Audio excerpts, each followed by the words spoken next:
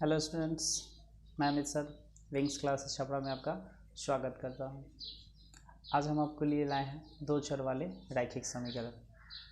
देख सकते हैं बोर्ड पे तीन फार्मूले लिखे गए हैं। एक है a1/a2 not equal to b1/b2।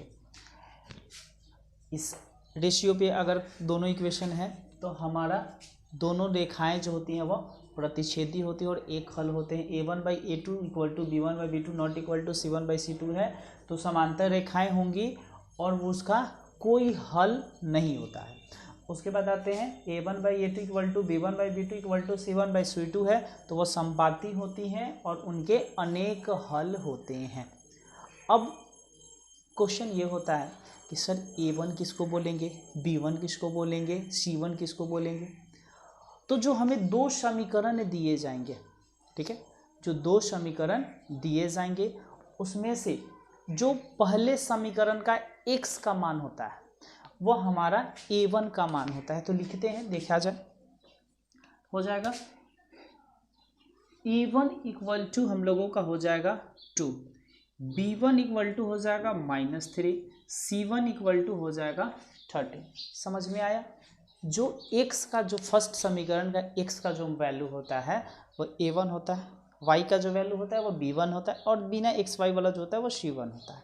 ये भी ध्यान देना है कि उस डिजिट के आगे अगर माइनस है तो साथ साथ माइनस भी लिखेंगे।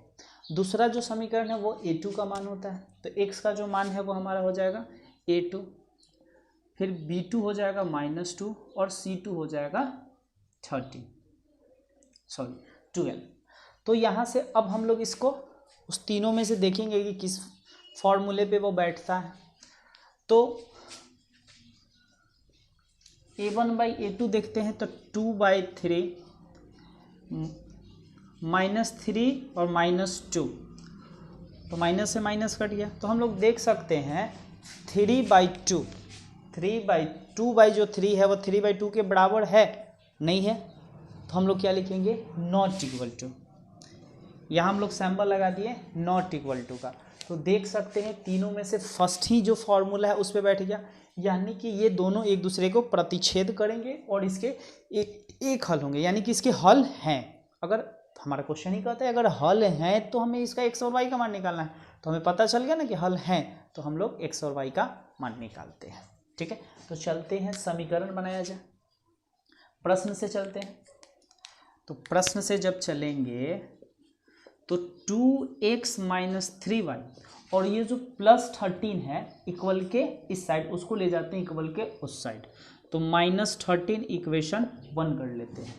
और हो गया 3x - 2y, ये जो +12 है इसको इक्वल के उधर भेजेंगे, -12 इक्वेशन 2 हो गया।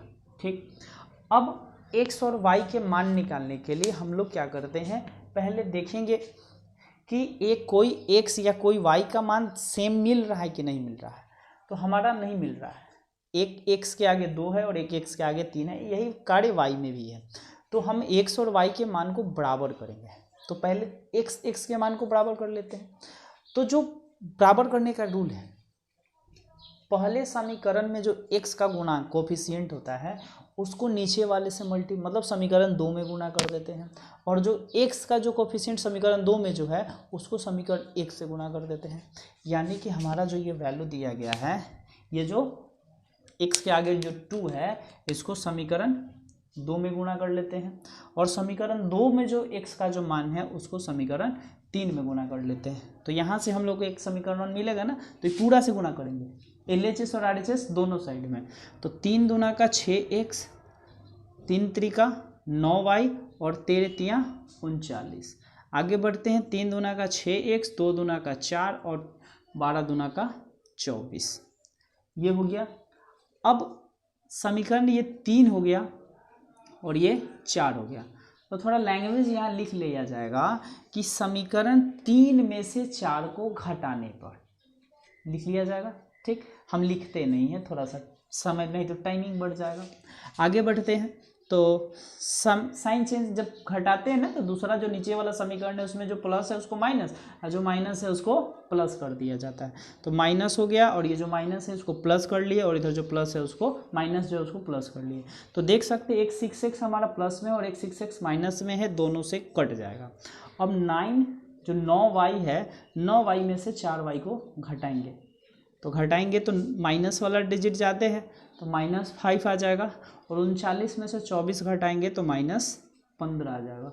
माइनस से माइनस कट जाएगा, ये जो y के साथ 5 जो है गुणा में है तो इसको इक्वल के उधर भेजेंगे तो बटा में चल जाएगा, तो 15/5 कटेगा।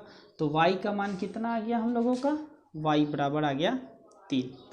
अब चलते हैं y का मान समीकरण 1 में रख देते हैं, यहाँ लैंग्वेज लिख लिया जाएगा। y का मान समीकरण 1 में रखने पर, तो जब 1 में रखा जाएगा तो समीकरण 1 यही है ना, 2x - 3y = -13।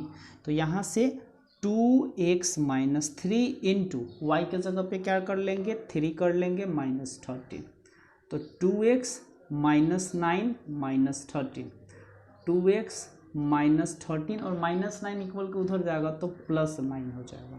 तो 2x और -13 + 9 -4 हो जाएगा। तो x का मान कितना आ जाएगा -4/2, कट के आ गया हमारा x का मान -2। समझ में आया x एंड y का मान कैसे निकाला जाता है। Thank you.